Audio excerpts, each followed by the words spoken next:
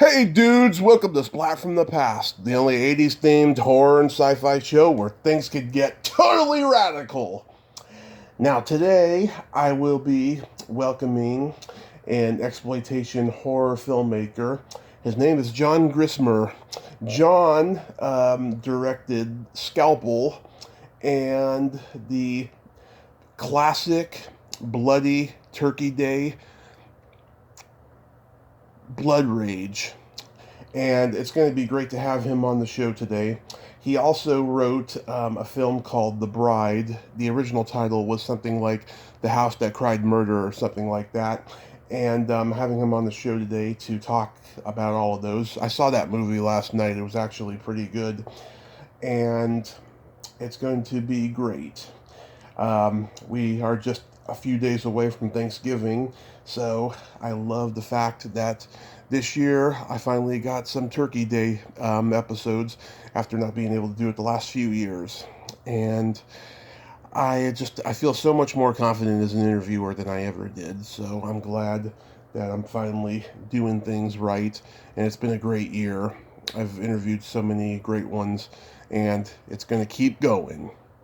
So, here is my interview with John Grissmer.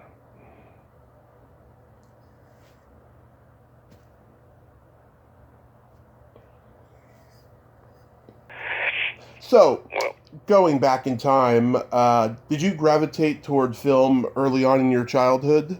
Yes, I did.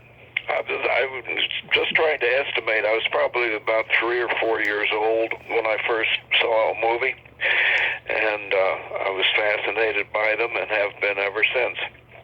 Do you remember the first movie you ever saw? It was probably, I'll try to explain the situation if you'd like to hear. Sure. It was probably at a little crossroads village in Indiana called Wingate. My grandparents, Jim and Stella Foley, would go in on Saturday night to do trading, as they called it, and there was a vacant lot there with a screen put up on one end of it. And every Saturday night, a guy would come with a 16 millimeter projector and would show a movie to people seated then on benches in front of the sheet or the screen or whatever it was he used. Yeah. And prior to starting the movie was magic time for me, because he would make an announcement over a PA system, and the announcement would be, "Gather around now, folks, and we'll start the show." And to me, that was wonderful. Wow. So what did he show? He showed something that was shot up around Chatsworth, north of L.A. Cowboys running around behind rocks and trees, and shooting at bad guys or Indians, and it might star young John Wayne. Wow, so it was a John Wayne Western. Yeah. Or guys like John Wayne. You know, there were a bunch of guys who did westerns in those days, and they would all shoot up there around Chatsworth, and the scenery, as you might remember, got very familiar after a while. You know, they were always hiding behind the same rock and same stand of trees and the same trails and all that stuff in bright sunshine, right? Right. Do you have any favorite movies? I'm sorry, what? Do you have any favorite movies? Probably the last one I've seen. What did I just watch? I watch a lot on Netflix now. Yeah. And I was just watching the latest installment of the Crown, the story of Queen Elizabeth and her family. You know, it's a kind of a big soap opera, I guess. People have called it that. But there's some marvelous acting that goes on in it. I don't know. Are you familiar with it? Have you been watching it?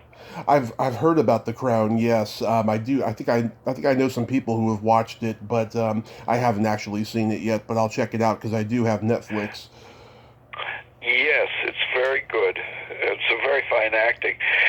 A woman who plays, I don't know her name, but the woman who plays Margaret Thatcher is just wonderful. And with her mannerisms and her voice patterns and so on. Nice. So we've wandered far afield from my first movie. What were my first favorite movies? Well, I would say there were two of them when I was a kid, and one of them was Snow White and the Seven Dwarfs, which I still consider one of the great musical movies of all time. The other one was Citizen Kane, that I saw, as I called it to myself, I called it the weird movie, or the strange movie, because it didn't look like other movies. Now I understand why. I can explain why it was different looking, but it was kind of spooky, I thought, in my 3 or 4 year old experience. So, Yeah, were there any directors that influenced you? D.W. Griffith, Oh, yeah. who set up the camera and then told the actors to act in front of it. And then he, with the aid of his director of photography, Billy Bitzer, they came up with the close-up, right? Right. And what else did they come up with that you see all the time now? It's that every movie has to somehow end in a chase. What kind of chase, we're not sure of. It could be a verbal chase. It could be a big fight. It could be a pie fight. It could be the cavalry riding to the rescue. Also, it could be in the one famous movie, as we know, it's the Ku Klux Klan riding to save the settlers who are besieged in a cabin by the evil slaves. That gets a little dicey in today's time frame. Yeah. So after high school, did you study film in college? You are fading out a little bit, Tommy. Oh, sorry. Say it again. After high school, did you study film in college?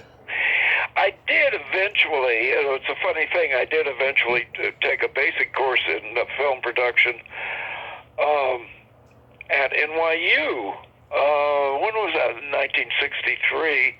I was on the faculty at the University of Connecticut teaching theater courses, but I picked up a course there at NYU from Hank Mnuchin, who was taught basic film there. Maybe you know the name.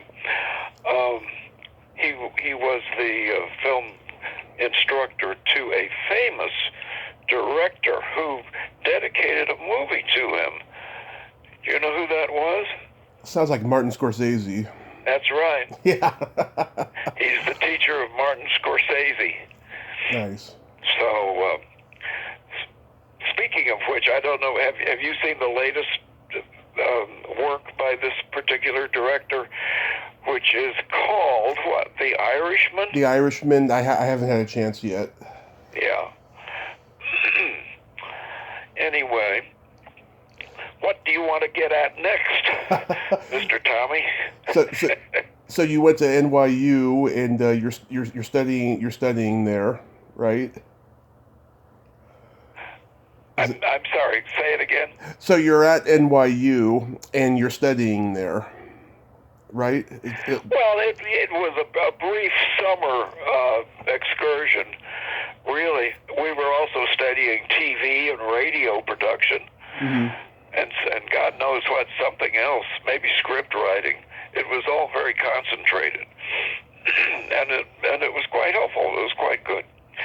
At the same time, I had done a lot of reading also, and the neat thing about the film world today is that there is a book by everyone who ever participated in it, giving their experiences, right? Mm-hmm. When I was a kid and starting out in high school and college, there just was not the plethora of books, of accounts of people that there is now. So there's a book about everything from everybody right now, and that's a good thing, I think. Yeah, it seems like back then all they did was teach you about film, but they didn't teach you like about the business, and they didn't teach you, about contracts and stuff like that. But now they do, and I think it's a very good thing It is a good thing. because so many. Now, question, technical question. Am I coming across all right? Are you hearing me okay? Yes, you're just fine. Okay. Yeah, because so many filmmakers, especially from your generation who did horror, they got ripped off by distributors, and so many of their films fell into the public domain. And Tommy, Mhm. I'm having a very hard time hearing you. Really, it's funny because I can hear you. Because so many filmmakers from your generation, they got ripped off by distributors, and so many their horror films fell into the public domain. And so it's a good thing that they teach the business side now in film school. Okay, Tommy, I am having a very hard time hearing you. And so I can't deal with your question. Okay. So I saw the. Can you up your volume some way? How about that? It's a little better. Okay. So I saw The Bride last night on YouTube. How did that idea come to you? Did you see The Bride, or did you see a movie that's called Last House on Massacre Street? I saw your film, The Bride. You did? Yes. I have heard that that's a very poor quality rendition of the film. What did you think? It's pure grindhouse, I have to say. It was very grainy, very 70s. It had such a counterculture feel to it for its time. What was the genesis behind that movie? I've heard bad things about it. That version that's on YouTube. Yeah. What was the genesis behind that? Okay. Well, it's a long story. Go ahead. That's just what you need. Right? Yeah. When it was shot, we shot it on 35. Normally. We had a DP who was a young Englishman, and it was fine. It was in very good condition. Eventually, we made a deal for distribution with a active company at that time, and they got around to opening it in L.A. in 40 theaters and did pretty good business, but other things were going against them, and they eventually wound up going bankrupt. And the president of the company communicated with me and said, "I better take the film away from them, get it out of their company because of the oncoming bankruptcy." So I did, and he signed a paper with me giving me back, all distribution rights.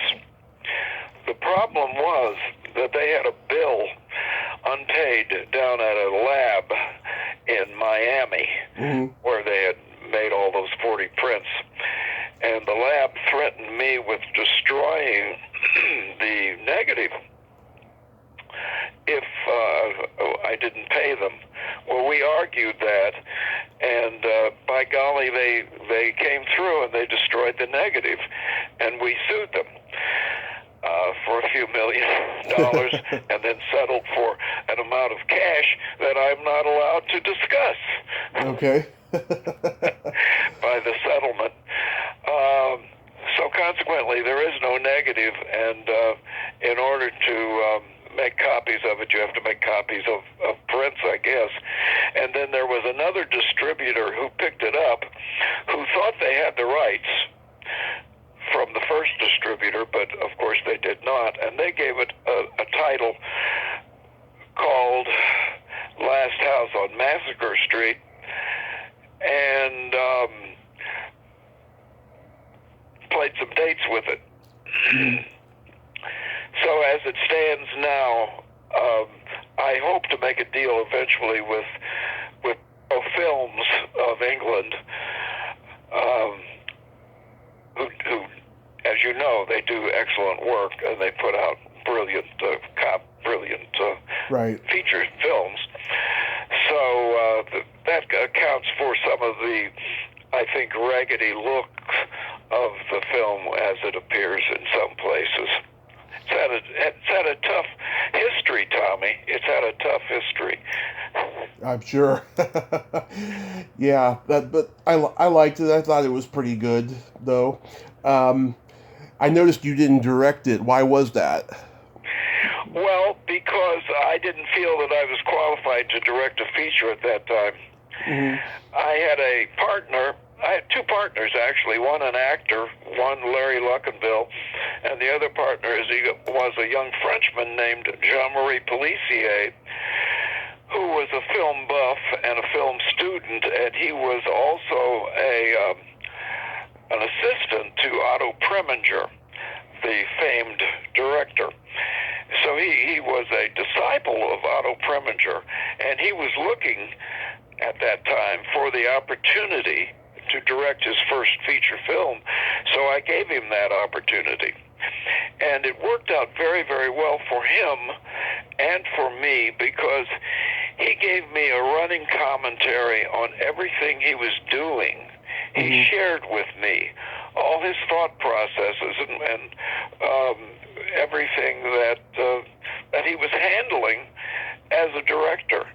So I've looked into his mind. He was in effect my teacher, while at the same time directing the film. I think it was just an ideal situation. I wish everyone could possibly have that experience.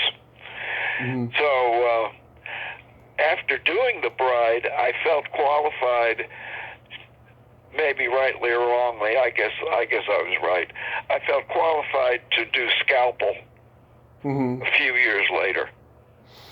How did you get the idea That's for the history of it? Yeah. How did you get the idea for Scalpel? I'm sorry. Where did we get the idea for Scalpel? Yes. That came from my producing partner, Joe Weintraub, who has a brilliant mind. Joe, of course, is an editor, and he edited Scalpel. He worked as an editor on The Bride. That's how I came to know him. And he came up with this story about a woman who had her face destroyed and her face changed and so on. And we thought it was a good premise, and others have thought the same thing too. As you know, there are a few other films about women who had their faces changed surgically, and you could probably recite them. Eyes, what is it? What's the famous one? Eyes Without a Face? I think so, yeah. Something like that. And so we just conjured up the story between us, and worked very diligently on it. And it turns out we came up with a very good triangular script. A doctor and two women who look like his daughter.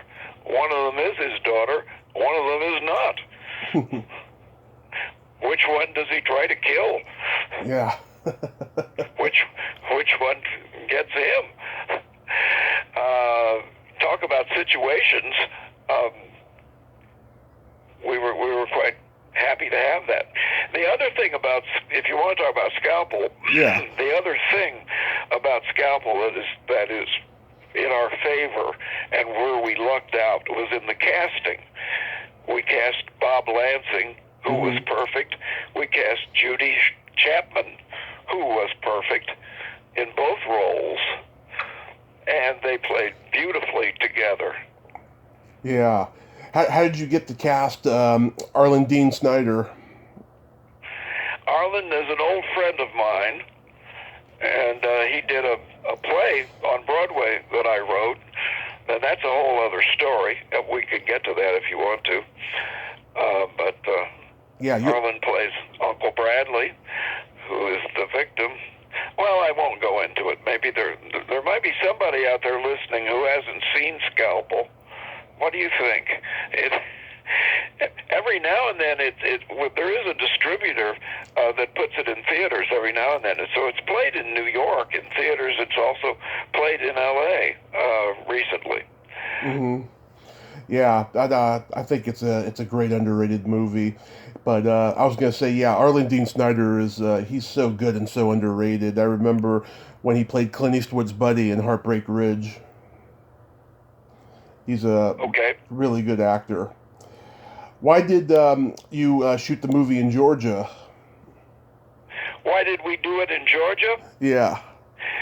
Because the Georgia Film Commission offered all kinds of incentives to come down there and shoot it there. I think they still do, probably. I know a young filmmaker, producer who is based down in Atlanta, and Atlanta was a wonderful place to work, and under the auspices of the Georgia Film Commission at that time, and I guess that they're still doing it. And of course, the story was set in the South. It was supposed to be kind of a Southern Gothic look to it, and that's why we were in Atlanta. Yeah, because everybody shoots in Atlanta now because L.A. has so many taxes. Well, yeah. Georgia was a right-to-work state. Also, we did not have to be union. Yeah. This was a non-union film? I'm sorry, what? This was a non-union film? Well, we pay. I think we were paying union scale. I can't even remember whether we were, officially union or not, but we were competitive. We had the right people on our crew, and of course we were SAG to begin with, mm-hmm. which is the big one. Do people tell you to this day that they're afraid of hospitals because of this movie? They were afraid of doctors? Yeah, afraid of doctors, afraid of hospitals. Well, I don't know about that. I guess so. We had the cooperation of a very nice local hospital who allowed us to use their operating rooms and so on. It was a very good experience for all concerned. And of course, we had a local plastic surgeon who was our advisor, mm-hmm. who was a huge fan of Bob Lansing. When Bob Lansing was the star of 12 O'Clock High, the television series. Mm-hmm. And his name was Harvey. I cannot think of his last name now, but he was a great help to us. And of course, he's in the operating room scenes assisting Bob Lansing when Bob Lansing is working on Judy's face. Oh, nice. So that was all supposed to be very correct and proper under his direction. Mm-hmm. Columbia. We were using some really true medical personnel in those scenes. Oh yeah. Did you have medical consultants? Yeah. Yeah, that's a very important factor to doing a movie like this. Yeah. I noticed that Columbia bought the movie. That must have felt exciting. I'm sorry, what did you say? That Columbia Pictures bought the movie. I'm sorry, I'm not sure what you said about Columbia Pictures screen Scalpel. Yeah. I think they were one of the people we screened it for. Yeah, because on you. People often say that Scalpel reminds them of something that was put out by I think it was Columbia. Yeah. It was it Sisters? Brian De Palma's film, was it? Yeah. Or was it something else by Brian De Palma? Brian De Palma. That came out in '73. I do know he made Obsession for Columbia. Yeah. It may have been that. Let's see. Well, I can't think of the name of the other one besides Sisters. But just while while we're on the subject, I am a great Brian De Palma fan, and in shooting certain scenes, I will say to myself sometimes, well, how would Brian De Palma shoot this? And I would come up with an answer, and I would do it that way. I think he does great stuff, and I, in my own humble way, try to achieve the same effects. Oh yeah, that's a good reference point. De Palma is great, you know. Yeah. I love Dress to Kill. That's one of my favorites. You know, what was that? I love Dress to Kill. Oh, Dress to Kill. Yeah. It's a creepy film, isn't it? Very creepy. Yeah. I like Dress to Kill very much too. Yeah. Or Carrie. Carrie with Sissy Spacek. I'm sorry, what? You seen Carrie with Sissy Spacek? I didn't get that. Carrie. You've seen Carrie? Okay. I'm sorry, I can't. I'm not familiar with it. Okay, that's okay. How does Blood Rage come to you? Hang on just a minute. I want to adjust the phone here. Okay. Okay. Now let's try this.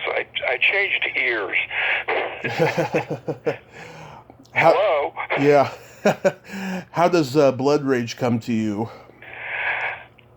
Well, I'm very happy to hear your voice here. It came from the producer, Marianne Cantor. And Marianne Cantor had seen Scalpel and talked to Joe Weintraub also. And Joe suggested that she call me. And the real obvious reason, of course, is that Blood Rage deals with one actor playing two roles. Mm-hmm. And that I proved that I can handle that, I guess, to her satisfaction when she saw Scalpel. Yeah. Marianne went at the whole operation of setting up Blood Rage. I would say almost, I would use the term scientifically. She knew what she wanted exactly. She wanted nudity. She wanted a lot of bloodshed. She wanted very clever killing scenes. She wanted to devise a commercial movie for a certain market and make money with it. Mm. So everyone who interviewed with her, the first thing she said to them, you've got to give us permission to shoot you in the nude. If you don't want to do that, go away. And it was in everybody's contract. Yeah. So she was devising a property according to certain specifications that she wanted, and we followed through with them. Mm-hmm. We had everyone on that crew had to agree to make the kind of movie that we were making. Now, the interesting thing to me, in preparation for talking to you here, the interesting thing to me about Blood Rage is that it draws two kinds of review. Uh-huh. It draws praising reviews who think it's cute and funny and clever, or it draws reviews that use the term quivering pile, which is kind of my favorite of that type of review. That it's just ghastly, horrible, awful movie. Stay away from it, says one reviewer, right? Maybe you've seen that one on the IMDb. Yeah. So it has two kinds of reaction. And I think they're both true. Mm-hmm. How did you get Louise Lasser for the movie? One of Marianne's specificities Mm-hmm. And then someone suggested her, or Mary Ann came up with it. I'm not sure how we made the connection with her. I think probably somebody suggested it to her, that Louise might be good for that role. Because Mary Ann was always showing the script around to lots of people in the business, and they would offer her ideas. So someone offered her that idea that this would be a nice role for Louise Lasser, and it worked out. It was. Louise turned out to be just right for the kind of movie that Mary Ann was making. Yeah. Now here's the deal about Louise. I was just watching Bananas last night. You're familiar with Bananas? Yeah, with Woody Allen. I've seen Woody Allen. Yeah. Well, it was on Turner, Classics last night, and I tuned in kind of in the middle, but I watched it right through to the last scene where she's in bed with Woody Allen and so on, and they've just consummated their marriage. Yeah. Bananas is kind of a neat movie, and one great thing about it, it was Marvin Hamlish's first movie as a film composer. Yeah. Anyway, Louise was interested in doing the script because she was interested in changing her image from a comedy actor to a dramatic actress, you see. And this gave her plenty to chew on, if you want to talk about chewing on the scenery. Yeah. And so I got along fine with Louise, understanding her, that she loved to talk intellectually about the scene and the character and what she was going to do. And then when it came to playing the scene, the first take would be just like the fourth take. The seventh take would be just like the third take. Every take would be consistent. It would be the same take. Yet she believed possibly that she was doing something a little different on every take. So we were shooting the scene where she's on the telephone, and she's talking to the operator, and she says, operator, it's a real emergency. I can't reach my boyfriend. Something awful may have happened, right? Yeah. You recall that scene? Yes, I do. Okay. So we were shooting it, and really on the last day of the shoot, we were shooting that scene. And I got a little bored sitting there and watching the same scene being done over and over. We had plenty. So, being bored, I got into some mischief with her. I said exactly the wrong thing to her. I went back and to talk to her between takes, and I said, Louise, don't you think this is sort of tending toward comedy, the way you're doing it now? She blew up. That was the worst thing I could have possibly said to her, because she was trying to get away from the image of being a comedy actor.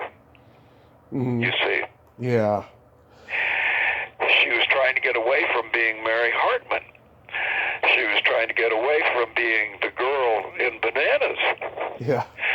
So it was horrible, her reaction, and she said, I can't work with you, you're not supportive. She says, get off the set.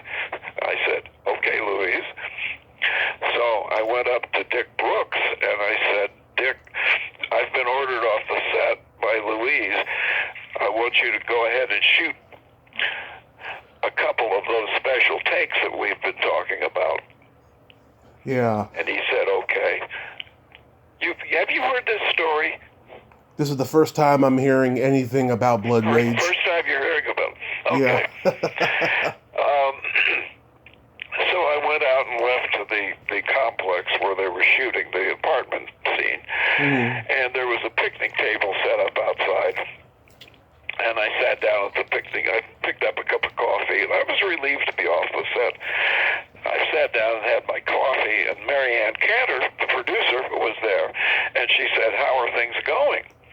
I said, "They're going fine. We're getting the scene shot with Louise, but she's ordered me off the set because I said the wrong thing to her."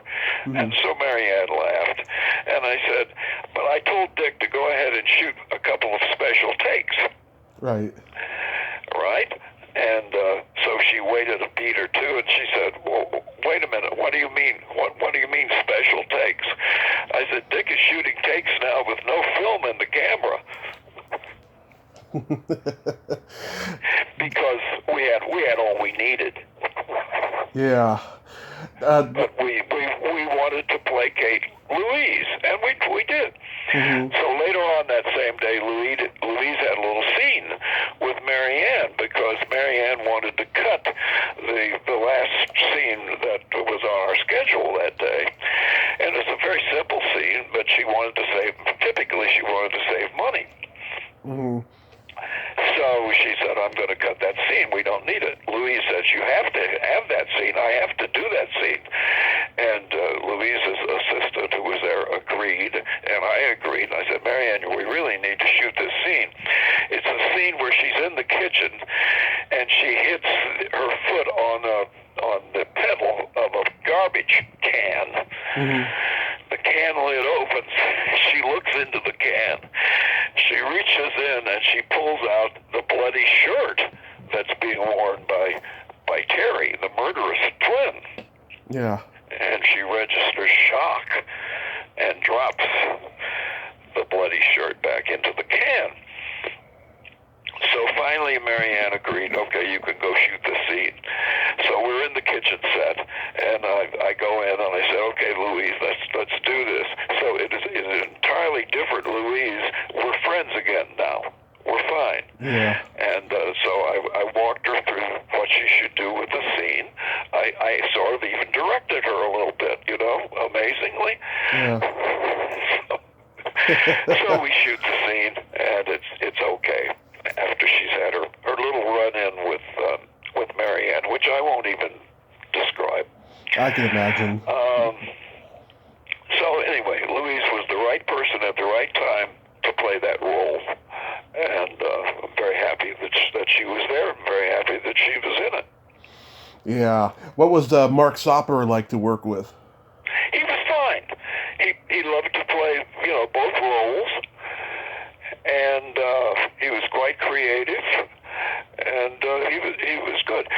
We wound up sometimes just making up our own dialogue on some scenes, and he was good that way. And we're going to shoot this scene. Now you say this, and now you say that, and you say this, and you say that. We kind of reached that point one time. And anyway, yeah. He was very good to work with, as everyone was. Yeah, because I reached that. I'm sort of proud of the final scene there when Louise goes. I call it Greek tragedy. She hears she shot the wrong twin, and and her face contorts, and to me, what looked like a mask of tragedy. Yeah. And she wails and so on, and then shoots herself. Whoops, I shouldn't give that away, should I? That's okay. They've probably seen it. Do you have a favorite kill in the movie? Do I have a favorite what? A favorite kill. Is it that one? Oh, a kill. Well, let's see. I don't know. I'm not a connoisseur of that stuff. I don't get too much of a thrill about it. Most interesting part, I guess, was we shot the scene on the diving board. Both actors were completely naked. Yeah. And they're on the diving board and making out with each other. And I looked down at the other end of the pool, and there is a guy sitting on a chair. Look, eyeballing the whole scene. He's a total stranger. And the young woman noted him and said, "Get him out of here." So it was my job to go and invite him to leave. And then we came back fortunately, it went fine. Ed French had it set up very, very well. But I was prepared. If we had any trouble with our actors being nude, I was totally prepared to, you know what I'm going to say, right? I was totally prepared to shoot the scene nude, myself and everybody on the crew, and including Marianne. And I kind of look forward to the idea of saying, Marianne, you're going to, if they're nude, you have to be nude too, or you can't watch. But it never came up. So. Yeah. Why did it take 4 years to get released? Oh, you don't want to hear this, do you? Yeah, of course. Okay, this is the sad part. Okay. We had a deal worked out with New Line Cinema to open 9 theaters in the New York area. I negotiated that deal along with an associate of mine, another producer. Okay? Okay. Very good guy. We had a wonderful deal with, hey, did I say New Line? Yep, New Line. What's New Line? Bob New Shea. Line would have been the perfect distributor for it. Yep. Marianne had a problem with the deal. She told the deal to a certain lawyer who said, "Oh, you could do a lot better." Have you ever heard of a lawyer blowing a deal? Never. Never heard that. Nope. So consequently, when New Line was ready to get Marianne to sign the contract, Marianne could not be found. She would not return phone calls. The people we dealt with at New Line were plenty pissed off at us, me and my associate. She blew the deal. It was the best possible deal she could have gotten for that particular movie at that particular time. That's unfortunate.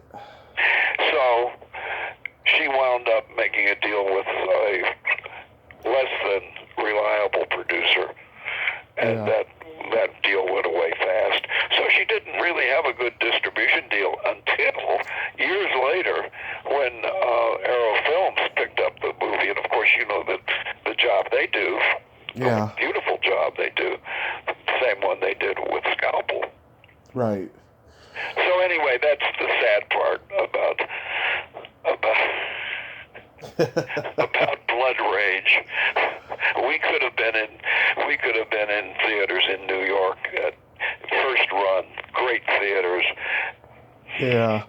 So after that movie, did you become disillusioned with filmmaking? Oh, that's an interesting question. Disillusioned? No, I wouldn't say that. Did you try to make more movies? Oh yeah. My Joe Weintraub and I had what we called a science fiction western that we were showing around. We had a good writer on it, and along came a film called Cowboys and Aliens a few years ago, right? Yeah. I thought it was pretty good, but we had the idea for the science fiction western. And aliens and spaceships and all that sort in 1873, but we could not get anybody to be interested in it. It was going to be a big budget movie, as you might guess. Yeah. So what made you transition into writing books? Partially I transitioned into writing a novel because I wanted to deal in a form where I had complete control. My choices were the choices. There was nobody telling me what I had to do, so as was in Blood Rage. I worked for Marianne. Marianne was the boss. I got to a point where I was tired of her yelling at me during rushes, right? Yeah. In public. So I made a deal with her. I said, "Look, Marianne, it's obvious you're going to fire me. let's make a deal. We both will have director credit, so you can go ahead and direct the film the way you want to. And I left, and so we signed a paper. I left. I went back home. It was great to be home. Over a weekend, I get a call from Marianne. She says, "Come on back. Come on back. I don't want to do this." I said, "Okay, but no more yelling at me. You know, Yeah. just be cool." And so I said to my wife at that time, I said, "What do you think? Do you think I should go back?" She says, "It's entirely up to you. You do whatever you want to do." She says, "But if you tell her to go," oh, wait a minute, how am I going to say this? She says, "If you go back, just tell her to stop treating you like shit." So I did, and I did. and no problems, except for Louise at one time when I asked for it. I asked for trouble. Wow. So, is there anything you're working on that you're writing? Ooh, right now? Yeah. I published a play couple months ago. Have you looked up on Amazon, my stuff on Amazon Books? I don't get to read books that much these days, but I know it's on okay. there. Yeah. Oh, okay. Well, let's go back then. We'll catch up. I wrote a horror novel. Mm-hmm. And I was lucky enough to make contact with a very good editor, and he taught me a lot about novel writing. And I concluded that it wasn't good enough to publish. I may rewrite it and try to position it as a film script. I'm not sure. Mm-hmm. But after that, I got interested in the Civil War as a subject. I was a history minor at Xavier. I've always been interested in history. So I launched onto a program where I was reading everything I could get my hands on about the Civil War in order to answer a question that I had. Mm-hmm. The question was, could the Civil War have been avoided? Yeah. Could it have been avoided, or was it inevitable? And I came to the conclusion that it could have been avoided by smart politicians. Yes. And therefore I devised a story whereby Abraham Lincoln dies in the first 2 weeks of his presidency, and Hannibal Hamlin, the vice president, takes over.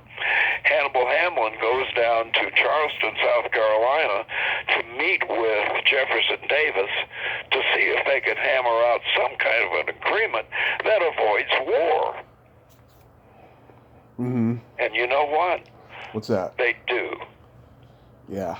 They avoid the Civil War, and at the same time they end Hannibal Hamlin, being an abolitionist, ends slavery. Wow. That's the premise of the novel, The Ghosts of Antietam, Mm-hmm. which is available for sale on Amazon Books. Wow. And actually, we're going to be running some commercials for it on YouTube pretty soon. Mm-hmm. It is probably the best. Well, it's the best book I've ever written. So I've written 2. This is the best. But seriously, someday it will be a TV series, I think. Yeah. It's already been looked at by a very accomplished writer-director. It sounds like he was interested in it. So it sounds like it'd be a mini series or something. It's a good story. Yeah, it's a very good story.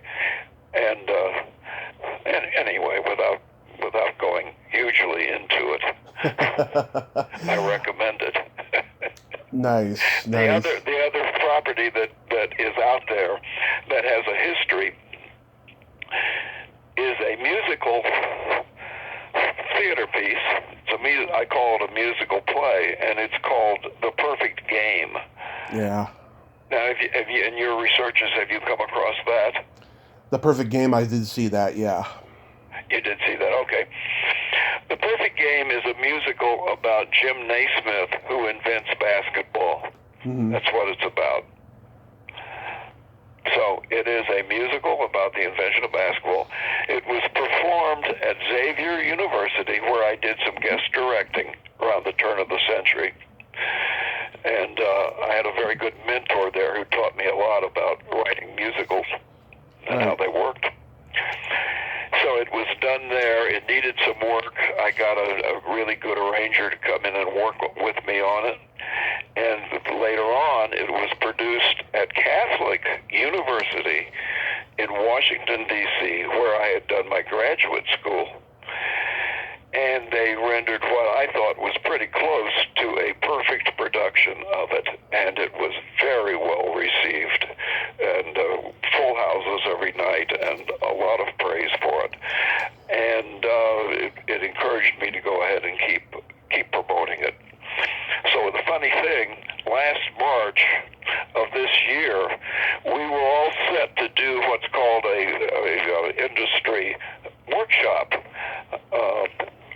showcase, I guess what they call it, Right. of The Perfect Game. We had it cast, we had all the music done, and we were ready to go into rehearsal about 3 days when Broadway closed down, and we closed down with it the same day because of the panic. Yeah. The pandemic. Yeah. Well, So I still hope to do it in New York, or do it maybe as a movie, maybe shoot it as a low budget feature, utilizing my hometown of Ridgefield, Connecticut, sometime toward the end of next year, when we feel that we are back to normal. yeah. I hope that happens for you, John. I hope it happens. Anyway. Well, I thank you so much for coming on today and sharing your stories. And I hope you have a happy holiday season and stay safe because we need you, and we need you to make that movie next year when everything gets under control. Well, thank you very much. I appreciated it. It was a lot of fun, and I hope you had some laughs. My pleasure, and yes, I did. You have yourself a great day. Take care. Bye-bye. Bye-bye. Well, there you have it. John Grissmer. Ain't he a cool dude? Very interesting guy, huh? And great stories there about making Scalpel, Blood Rage, and a little bit about The Bride. Well, until next time, this is Tommy Throwback Kovac saying there's no shame in living in the past because the present sucks. Later, dudes.